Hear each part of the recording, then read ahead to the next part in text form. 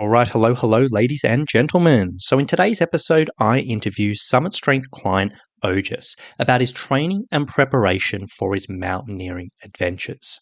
Now, when we first started working together, Ojas had a big, high-altitude mountain in his sights.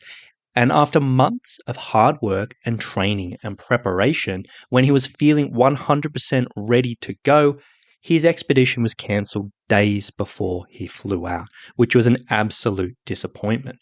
So in this episode, we get Ojas on to talk through not only the training leading up to this expedition or this cancelled expedition that never happened, but also to talk through how he reassessed and readjusted after this incredibly disappointing change of plans, and also his future plans for mountaineering and training ahead. I thought this would be a really powerful episode to listen to because I know so many mountaineers go through similar things with cancelled trips and cancelled expeditions, and it can be a really difficult period. So in this episode, we dive into it, and I think it'll be super interesting. So with that being said, let's get into it.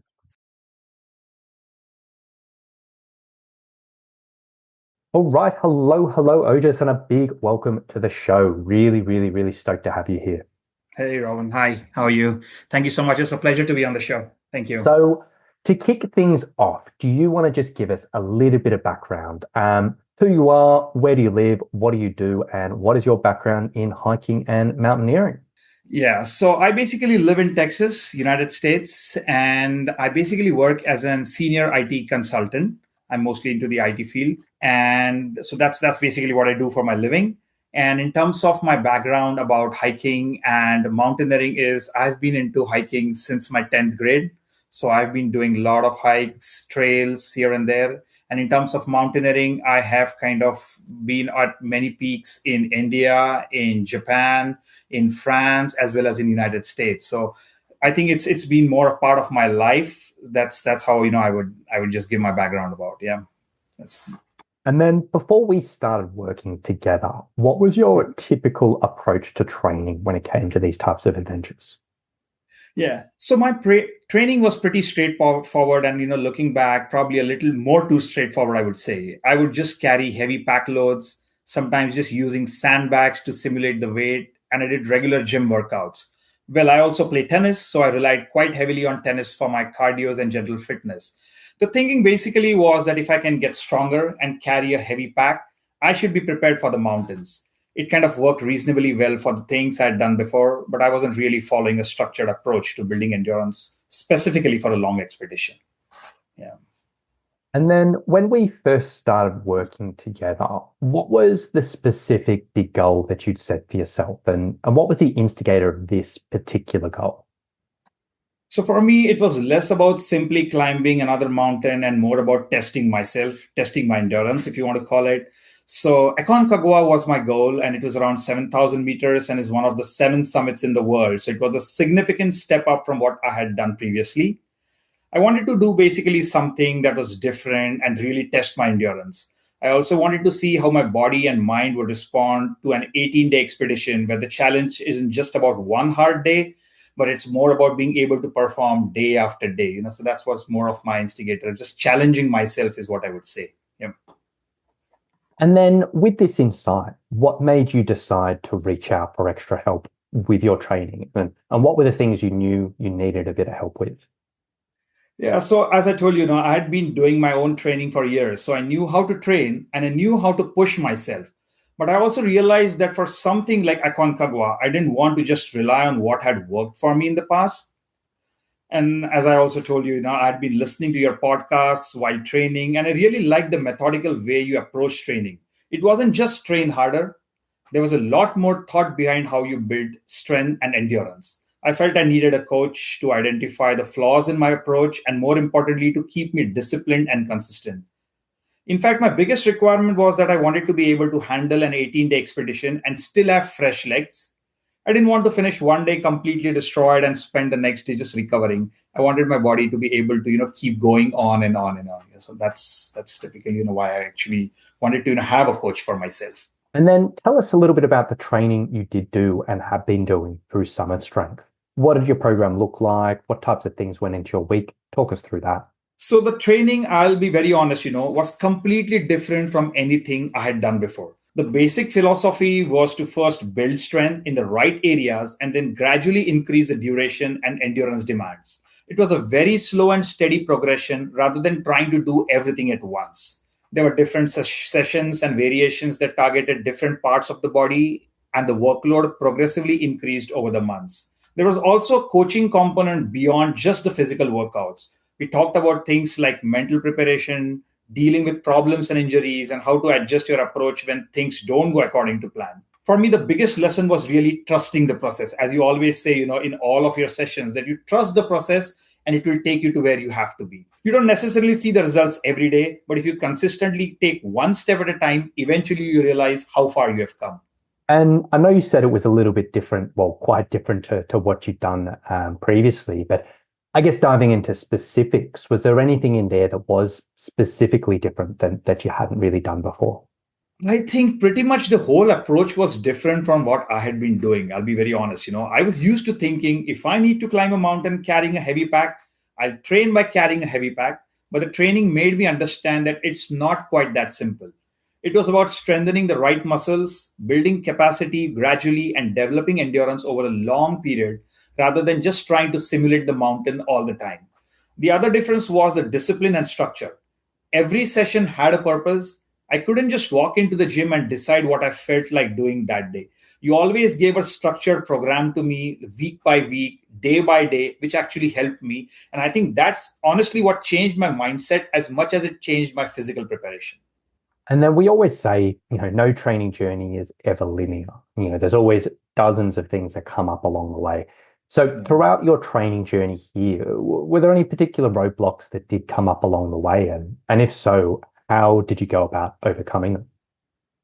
Oh, absolutely. I mean, there were definitely hiccups, although I wouldn't necessarily call them roadblocks. There were days when, work was super exhausting, days when I had social commitments and maybe partied a little harder than I should have. And there were small injuries and the normal ups and downs that kind of come with training for a long period. The important thing was learning not to turn one bad day into a bad week. This is exactly what you keep telling in your sessions. I learned to listen to the body, adjust when necessary, and then get back on track. The training taught me that consistency doesn't necessarily mean doing 100% every single day. Sometimes I feel consistency also means knowing when to back off a little so that you can continue the next day. And so you've set yourself this big goal. You've trained yourself, you built up, you followed the structure, you worked through the process bit by bit by bit. Tell us what actually happened with this adventure, this specific goal you had set for yourself in the first place. Yeah, unfortunately, the Aconcagua expedition got canceled. I would say, I mean, it got postponed because I still have the permit. I can still use the permit for the next year. There were actually three of us, who planned for the expedition. One person got a personal emergency. The second one underwent a foot surgery. And there were some immigration constraints where, the government actually changed some rules at the last minute.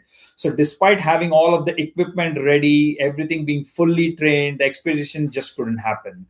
I think that was probably one of the hardest parts of the whole experience, not physically, but almost mentally. I mean, it's like you spend months preparing for something, you have a clear goal in your head, and then suddenly it's gone. So that was very unfortunate, but that's what happened with the adventure for the Aconcagua.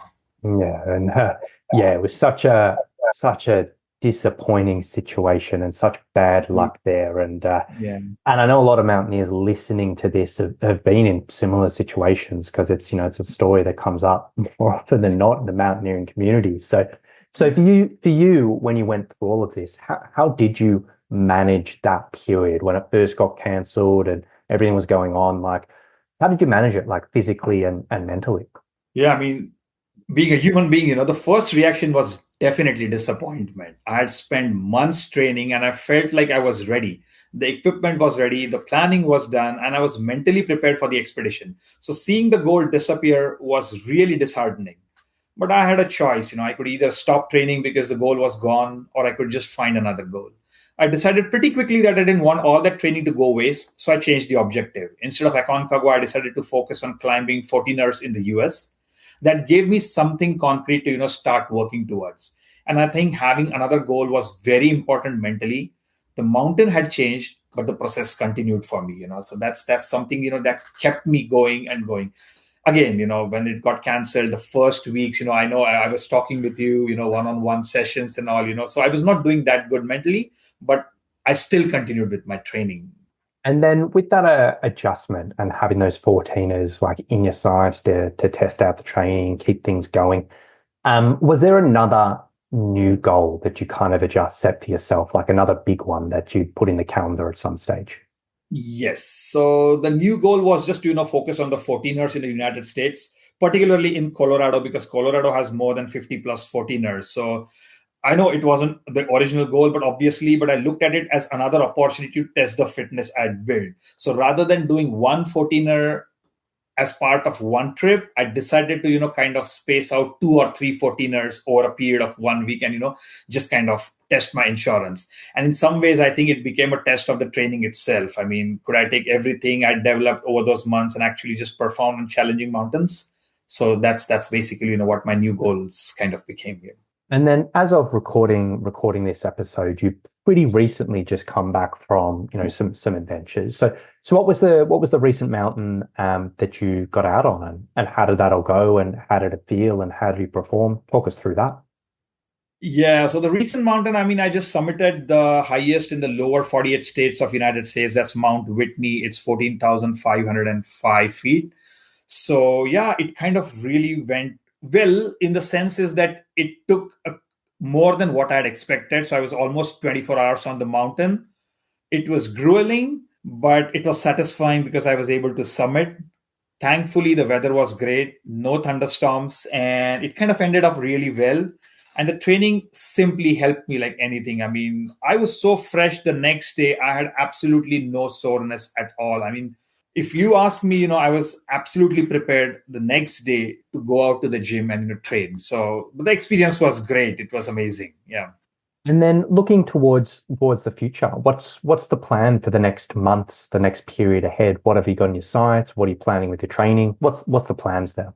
So yeah, I mean, as my training is still going on regularly now because this is a climbing season out here in the United States until the end of September. The current immediate plan is to again go to Colorado and maybe do around 4 or 5 14,000ers. After Colorado is done, I'm also planning the Grand Canyon, the rim to rim hike, which is a very grueling hike. It's almost one side, it's 21 miles and you have to kind of do it in a single day. Plus, you're battling the heat, which is the biggest factor in the canyons. And then in the month of November, I also have another grueling hike, which is the Cactus to Cloud, where you actually start at 700 feet and then you go all the way up to 10,600. It kind of takes close to 40, somewhere between 14 to 16 hours. Again, it's a single day hike. So, all of these that I have in mind, these are the grueling ones. And depending upon how things go, how the training goes, the next long-term goal for the next year and is actually Denali, which is in Alaska. So it's a very serious mountain. So it all depends upon how my training goes. But my immediate goals, as I said, are the Colorado thing and the Grand Canyon, followed by the Cactus to Cloud. Yeah. Yeah, absolutely. And it's great, like, it's great that you do have these options laid out, the hikes, the different 14ers to keep you ticking over. And yeah, with the big Denali goal, potentially, if everything goes smoothly, yeah, I think it's going to be obviously a big step up, but I think it's, well within your capabilities. At least what you've been showing so far, which is awesome. So very, very exciting time ahead. So I know, as I said before, like a lot of people listening to this podcast, either in the past or in the future, are probably have found themselves in a similar situation, whether, a climb cancelled pretty much right before they start. If someone did find themselves in that situation, what advice would you give them? I'd say don't let the cancellation cancel your training. That's probably the biggest lesson I think I took from this experience. It's very easy to think, well, the expedition is gone, so what's the point in continuing? But if you spend months building yourself up, that fitness doesn't disappear just because the objective has changed. I would say, just go around, find another challenge. It doesn't have to be as big as the original goal. It just needs to give you something to work towards. For me, that just became the 14ers in Colorado. So, and I would also say that don't look at the cancellation as wasted time. The training you have done has changed you physically and mentally, even if you didn't get to use it for the original objective. So yeah, I mean, sometimes the goals changes, but the journey you have taken to get there is still valuable. And it's always not the destination, but the journey, which is more enjoyable, is I think what I would like to tell the people, who are going through that situation or who would eventually go through that situation. Yeah, absolutely, absolutely, and I feel like we've covered some really, really, really interesting stuff today, and some really interesting insights into kind of like the different approach you've taken, obviously, the adjustment and plans. How have you bounced back from that? And I will definitely, definitely have you back on the podcast further down the line to kind of talk through, the future adventures and the updated goals and how that goes on over the long term. But I guess before we wrap things up today, was there anything else that we haven't had a chance to cover today that you feel like would be useful to listeners that you'd like to add? Yeah, I think, I mean, just in conclusion, I would say, I think the biggest thing I'd add is that this experience completely has changed the way I think about training. Summit Strength has just given me a very different perspective. I used to think training was primarily about just working harder, carrying a heavier pack, just do more reps, run more, push yourself more. Now I see it much more as a process. You build the right foundation, you progress gradually, you recover, you adapt, and you stay consistent. And probably the most important lesson for me was learning to trust the process. Aconcagua didn't happen when I wanted it to, but I still ended up stronger, fitter, and more capable when I started, before I started. So, and that's something I wouldn't have understood in the same way without going through the entire whole experience. And I would love to thank you, I mean, for everything that you've done for me. Yeah, truly No, appreciate it. no, It's hard. no, it's my absolute pleasure, and it's such a pleasure being a part of this journey that you're going through and helping in my small way. And I'm really really looking forward to kind of seeing all the things you kind of tick off in the months and the journey ahead. So Yeah. so I just want to say, thank a big thank you for coming on the podcast today. I really do appreciate you taking some time to chat through your story so far, your journey, your insights. I think it's going to be a good listen for a lot of people and will be very, very interesting. And yeah, so thank you so much for coming on. I really do appreciate it. Thank you so much. It was pleasure, talking to you. Thank you so much for having me. Thanks. So there you go, guys. I really do hope you've enjoyed today's episode, and I really do hope hearing some insights around Ojas's journey through this is useful to a few people. Now, as I always say on this podcast, if you did want to learn a little bit more about the online personal training for mountaineering that Ojas used to prepare for his adventures, you can go to summitstrength.com.au/mountaineer. Now, on that page, there's a big video, talks a lot about our training. And if it sounds like something you'd like to explore a little bit more, there's a link on that page. You can book a free call with our team. We can dive into your situation, your goals, your training, and see if and how we may be able to help you out. So if you want to find more, go to summitstrength.com.au/mountaineer, and we can take it from there. So with that being said, thank you for listening. Hope you've enjoyed it, and we'll talk to you very, very soon. Bye.